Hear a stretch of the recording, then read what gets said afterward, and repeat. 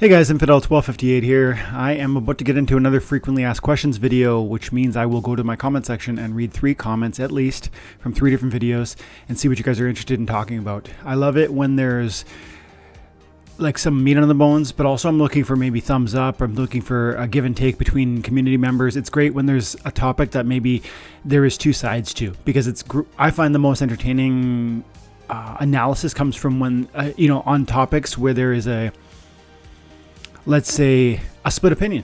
If everyone agrees, yawn. If there's a disagreement, maybe there can be an agreement if we logically and reasonably address an issue. So that's the hope of one of these videos, and I hope you'll stick around for the content here.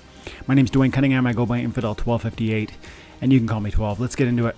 I haven't looked at the comment section yet, so I don't know what you guys are going to be wanting to talk about. And it's been a good week or so since I've done this, so we'll see.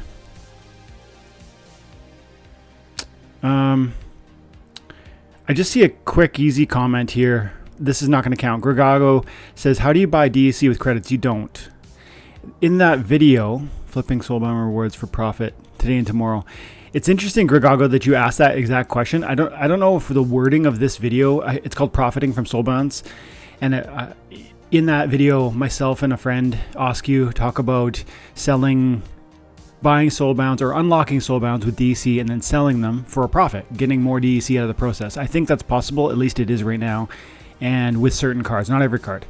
And you have to pick high volume ones, cards that are going to move quickly. You don't want to be sitting on it too long. You also have to look at your margins and count your market fees, etc. But it's possible. And so in that video, we talked about that. And I don't know if we implied that you could buy DEC with credits, but that's not what I mean to do. And we actually addressed that in the fullness of the video. This was a clip of the full video. So it's funny you mentioned that. But you don't buy DEC with credits. You actually can't do that. The only thing you can do is take fresh money. Instead of buying credits with it, you buy some other crypto with it, send it to Hive Engine, and then trade that for DEC. If you trade some crypto for DEC, then you essentially go from fiat to DEC. And then once you're in DEC, you've established a discount because DEC is sold for less than peg. And so theoretically you can hold that until it reaches peg if you think it's going to go to peg. That's one option. Or 2, you can buy cards and then flip them and get, like I said, more DEC out of the process. But yeah, you can't buy DEC with credits, not directly. This looks like at least a fuller comment. I don't know if let's read it. Nico says, high prices guaranteed high profits. Not in this case. Sellers will get just 4% of the listed value. If they set 11x because 6% market fee. If they sell it, I see what you're saying. Yeah. Also, people that wanted to buy already bought it, so further unlocking is unlikely. This is a strong point. Nico is essentially challenging my argument, and he's saying that the market fees are big. Watch out. He's saying that, and you're right. The market fees are big, and you got to watch out. But if the margins exist, and sometimes they do, you can strike. So it needs to be an educated decision. And there's only if you buy a card for 5 and you can sell it if you unlock a card for 325 and you can sell it for 5, there's enough margin there that you can make a profit. That's maybe worth it. You got to make that call yourself. So Nico's right. The market fees are substantial, and you got to be careful about that. But if you can buy a card for 325 and sell it for 5, there's enough margin there. And so usually in the old days when I would do a lot of flipping, I consider this flipping is the term I would use. I would look for a 33 to 50% margin. If you could buy a card for 3 and sell it for 6, that's fine. You're going to do great. If you can buy a card for 3 and sell it for 5, there's still enough there. Now, he's also saying a second point, which makes it concerning, or let's say, like potentially problematic. He says people who wanted to buy already bought, and so unlocking more to profit from this process is risky. He's saying if you unlock it and try and sell it, it might not move. And that's true.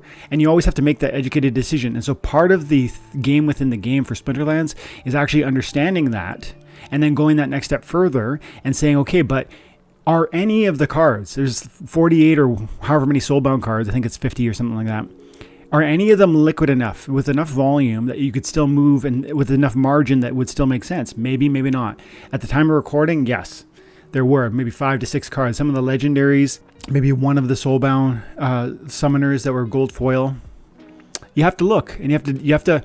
The people who put in the work to analyze that conversation and don't just kind of superficially say yes or no and dive deep into it, they're the ones who find the lingering opportunities, and they're the ones who will scratch and claw for a little bit more of profit on, within the game. And that goes not just today in this moment, but it goes across time, past and future, with every blockchain-based video game that gives you reward for your time and effort.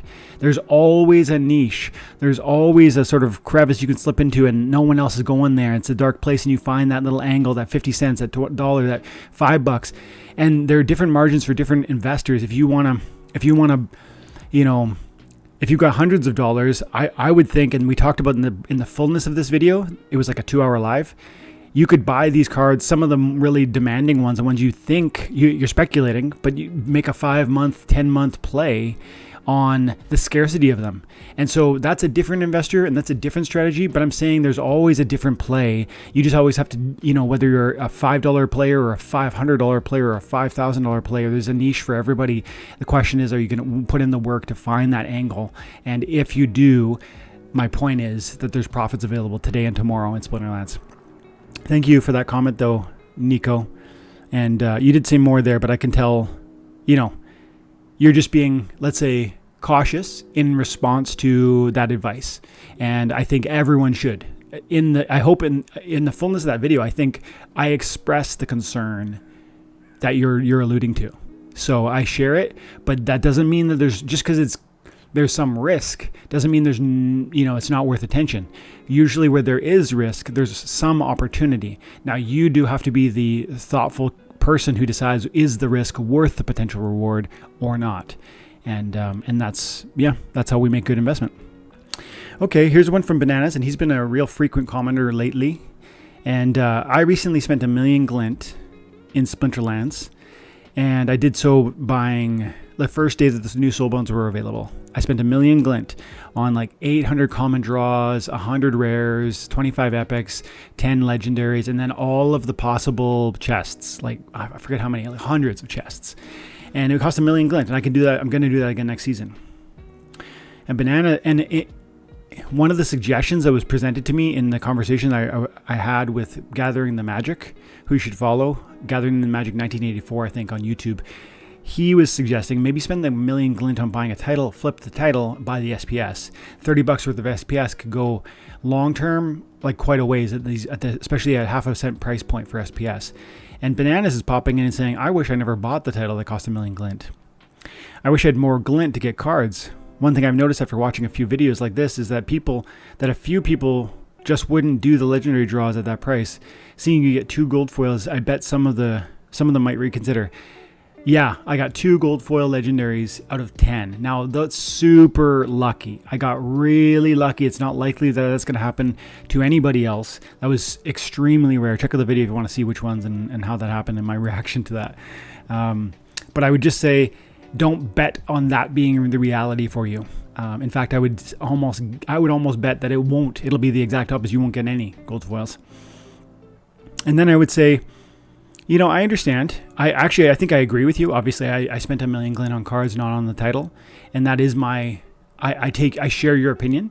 But I also see, long term, I like titles. I like them a lot. The thing with Splinterlands always is, I like lots of things here. I like SPS, I like vouchers, I like more cards, I like old cards, I like new cards, I like, I like land, I like going deeper and holding more SPS or DEC, etc.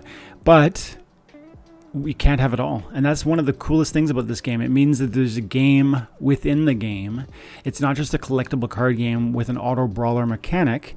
It's actually this economics game where you have to understand your limits and stretch your investment dollar in the best way, most effective way, most logical way possible.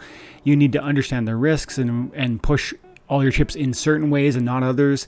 Some plans are going to be more effective than others, and navigating that process is a game.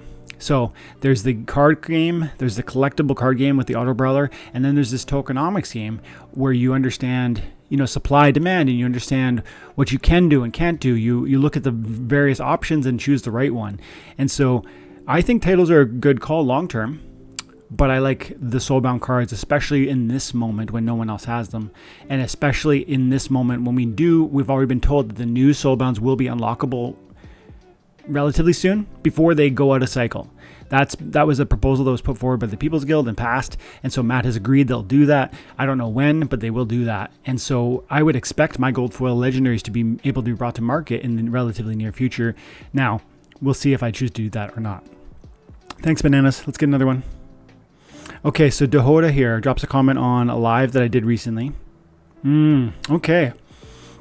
So one of the things we talked about in this live was what's the timeline that we look at for rotating Chaos Legion out of the Modern League, because that should impact our willingness to invest in Chaos Legion to hold those cards long term, because they might have more utility while in Modern. I think that's a fair argument, and therefore more value at the same time, right? More utility should mean more value, which should mean a higher price, and therefore maybe they get even cheaper when they rotate out of Modern.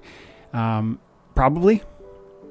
Big caveat being huge growth in player base would change that formula. Nevertheless, we talked about, would that be a 6-month window before that starts to happen? And Dahoda, who I really respect, and you guys should follow him on X.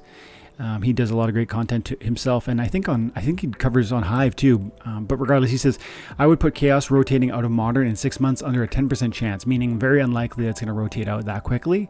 And he gives some good logic here. Listen to this, especially with Rebellion mini set coming out. With there being a mini set, that would mean the Rebellion series or set is being, in some sense, stretched. That technology or that issuance that is being prolonged, because it's the main core Rebellion set will not rotate out while there's still a sale or an issuance of a mini set to follow. And the mini set itself it won't be released for a month or two, I think. And in that, by probably October, November of this year, it probably goes on sale. And then it probably is a 6 month issuance. I think that's a fair, maybe, I think at a minimum. So that probably means like 8 months, 9 months, 10 months, is probably more likely. And even then, does it rotate immediately out? Because you're not going to, I would not expect the Rebellion mini set to conclude and then there to be an immediate new core set.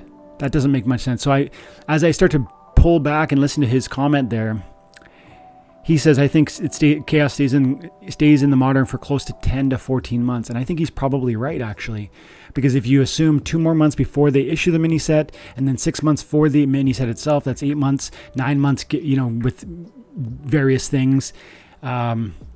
And then you got to think at least 3 months before a new core set follows. Not because technologically they wouldn't be able to prepare it sooner, but just because you don't want to rush these things. And and usually at the end of a set, you don't necessarily want to drop an immediate one. I think we've even talked about it, and the team's talked about leaving a sort of space, a 3-month window for there to be a bit of desire. And Matt's actually recently done his best to do that, whether it's, not issuing a bunch of other things beside the Rebellion set. He's really tried to, he described it as like creating pent-up demand, like a spring. That's what he said in the last town hall. And so I'd imagine he'll repeat that effort, or try to, after the release of the mini set. Create a space of time where there are no packs, so there's a growing desire for packs, and then drop a main set, I would think. So maybe 12 months, 14 months does make kind of sense to me now that you sort of push me on it, Dahoda.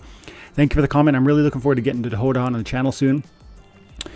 And yeah, just before we go, let's look at his Dahoda_SBS, and he does a great job of covering it, so go check him out. He's on here every day, so yeah, go check him out. All right, guys, I'm going to leave it there. Thanks so much for your time and attention. Have an amazing day. God bless.